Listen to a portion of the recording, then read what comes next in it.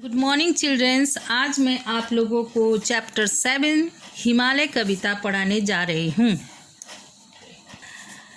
इस कविता का मुख्य उद्देश्य है अपने देश पर गर्व करना और उसकी प्रशंसा करना एवं प्रकृति के प्रति प्रेम की भाव रखना। नीचे है पर्वत मगर हिमालय अपना, देख रहा है अब भी बढ़ते जाने का ही सपना।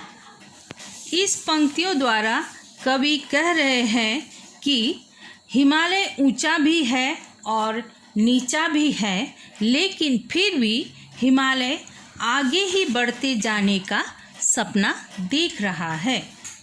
सभी पर्वतों से बढ़कर है नभ को जाकर छूता, किस पर्वत में है हिमगिरी से ऊंचे जाने का बूता।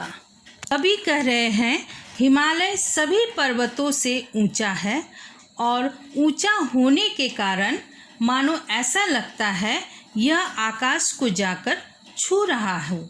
ऐसा कौन सा पर्वत है जो हिमालय के समान आगे ही बढ़ते जाने का साहस करता है।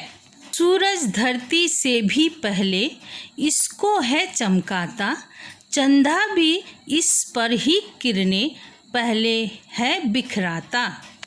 कवि कह रहे हैं हिमालय पर्वत इतने ऊंचे हैं कि सूरज धरती से भी पहले हिमालय पर अपनी रोशनी चमकाता है और चंद्रमा भी सबसे पहले अपनी किरणें हिमालय पर ही बिखराता है। कई कई नदियों का घर है उससे है ये आती, अमृत जैसा अपना ये है मीठा पानी लाती।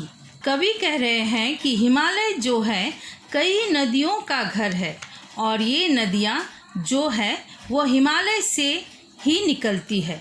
हिमालय से निकलने वाली ये नदियाँ अपने साथ अमृत सा मीठा पानी लाती है। सुंदर हरियाली को अपने सिर पर धरे हुए हैं, जाने कितने गुण पर्वत अपने में भरे हुए हैं।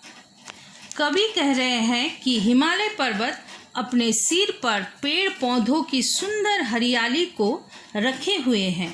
हिमालय पर्वत हरा भरा होने के कारण इसमें बहुत सारे गुण भरे हुए हैं, अर्थात हिमालय पर्वत पर जो पेड़ पौधे हैं उनसे अनेक प्रकार की जड़ी बूटियाँ मिलती है, जिनसे अनेक प्रकार की औषधियाँ बनती है।